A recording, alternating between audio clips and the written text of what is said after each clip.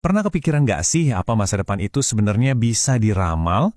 Oke, hari ini kita bakal coba bedah bareng sebuah lini masa ramalan yang cukup kompleks yang pusatnya ada di tahun 2027. Ini narasi yang, wah, udah bikin heboh dan jadi perdebatan panas di dunia maya. Oke, langsung aja ke intinya. Kenapa sih tahun 2027 ini kok katanya bikin negara-negara adidaya sampai ketakutan? Nah, inti dari semua klaim yang bakal kita urai ini adalah soal adanya kepanikan besar di antara kekuatan dunia, semua gara-gara satu tanggal spesifik dan kemunculan satu sosok yang udah diramalkan. Nah, akar kepanikannya, menurut sumber yang kita telusuri ini, ternyata datang dari prediksi yang cukup mengejutkan dari Syekh Ahmad Yasin. Beliau meramalkan kalau Israel bakal runtuh di tahun 2027. Dan momen inilah yang dipercaya jadi sinyal besar kedatangan sosok yang dikenal sebagai Imam Mahdi. Terus, siapa sebenarnya Imam Mahdi ini? Menurut penafsiran yang ada, beliau ini bukan sekedar pemimpin biasa. Beliau dipandang sebagai seorang pemersatu agung, yang kemunculannya itu bakal mengubah total peta kekuatan global. Bisa dibilang, menciptakan sebuah negara adidaya baru. Dan ternyata, ketakutan ini bukan cuma omong kosong loh. Klaimnya, berbagai kekuatan dunia udah ambil langkah nyata. Mulai dari pasang sistem radar super canggih, sampai operasi intelijen besar-besaran di Timur Tengah. Tujuannya satu, mencoba mendeteksi dan, kalau bisa, mencegah kemunculan Mahdi. Oke, setiap ramalan besar pasti punya tanda-tandanya kan? Nah, menurut penafsiran ini, tanda pertama yang harus kita perhatikan adalah bakal adanya kekosongan kekuasaan, tepat di jantung dunia Arab. Ini akan menciptakan sebuah kerajaan yang terpecah belah. Kutipan dari hadis inilah yang jadi fondasi untuk tahap selanjutnya. Menariknya, sumber ini menafsirkan harta karun itu bukan emas atau permata loh, tapi sesuatu yang jauh lebih simbolis dan berharga, Ka'bah di Mekah. Itulah hadiah utama yang bakal diperebutkan.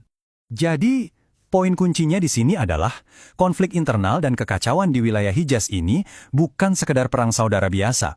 Dalam narasi ini digambarkan sebagai percikan api, pemicu langsung yang membuka jalan bagi kemunculan Imam Mahdi dari arah timur. Nah, setelah api kekacauan ini menyala, sumber ini menggambarkan adanya pergeseran geopolitik yang, benar-benar mengejutkan. Bakal ada aliansi yang sama sekali nggak terduga antara dua kekuatan besar. Tapi aliansi ini ditakdirkan untuk berumur sangat-sangat pendek.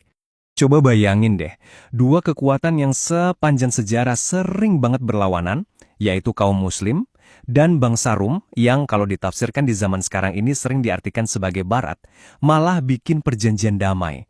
Menurut hadis yang dikutip, mereka ini bakal bersatu buat melawan satu musuh bersama.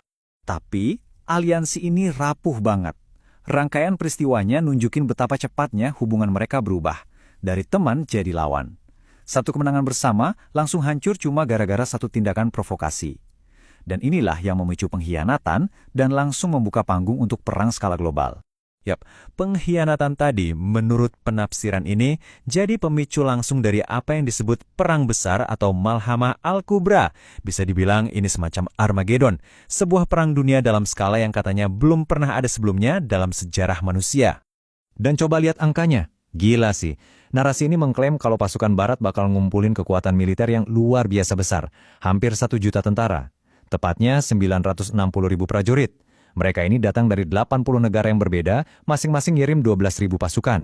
Lalu narasinya ngasih gambaran invasi yang dahsyat banget. Tapi ada satu detail yang unik dan menarik. Katanya, teknologi modern itu udah runtuh. Jadi, perangnya balik lagi ke cara kuno, pakai pedang dan perisai. Setelah Turki berhasil ditaklukkan, pasukan muslim bakal terkonsolidasi di Ghouta Suriah buat pertempuran terakhir. Dan tepat di tengah-tengah kekacauan perang global ini, saat dunia lagi ada di titik paling lemahnya, sumber yang kita bedah ini bilang, disitulah antagonis utama dari semua ramalan ini akhirnya akan muncul. Sang penipu ulung, Dajjal. Nah, disinilah penafsirannya jadi sangat modern dan relevan banget sama zaman kita sekarang. Jadi menurut sumber ini, Dajjal itu bukan cuma satu sosok individu yang jahat. Bukan, tapi dia adalah sebuah sistem global yang udah dibangun diam-diam selama ratusan tahun, dan katanya sistem itu udah ada di sekitar kita saat ini. Sistem ini, seperti yang digambarkan, itu kayak perangkap global yang rumit banget. Mulai dari apa, sistem keuangan kita, media dan propaganda, sampai tatanan dunia baru, semuanya itu dirancang untuk menjerat dan mengendalikan manusia, jauh sebelum pemimpin utamanya muncul. Terus gimana caranya sistem ini mengunci kendalinya? Nah, penafsiran ini berspekulasi kalau inisiatif kayak Great Reset atau perpindahan ke mata uang full digital itu adalah kepingan puzzle terakhirnya. Coba bayangin ada semacam tombol pemutus finansial yang bisa bikin siapapun yang nggak mau nurut jadi miskin dalam sekejap. Oke, kalau sistem penipuannya sedahsyat itu, terus gimana cara melawannya? Nah, di sini narasinya mulai beralih nih, dari ramalan yang suram ke sebuah jalan keluar, atau jalan perlindungan, yang katanya didasarkan pada petunjuk dari kitab suci. Dan jangan salah, kekuatan ujian ini jangan diremehkan. Sumber ini menekankan banget kalau daya bujuk Dajjal itu bakal kuat banget, meyakinkan banget, sampai-sampai hampir mustahil buat ditolak. Bahkan orang yang paling beriman dan paling berilmu sekalipun, katanya berisiko goyah dan meninggalkan keyakinan mereka dalam sekejap. Lalu apa penangkalnya? Sumber ini menunjuk pada satu perlindungan yang sangat spesifik. Menghafal 10 ayat pertama dari surat Al-Kahfi di dalam Al-Quran. Inilah yang diyakini sebagai semacam perisai spiritual utama untuk melawan ujian terakhir dan terbesar yang bakal dihadapi manusia. Pada akhirnya, penafsiran ini merangkai semuanya jadi satu. Kitab suci, geopolitik modern, dan teori konspirasi menjadi sebuah lini masa yang sangat detail.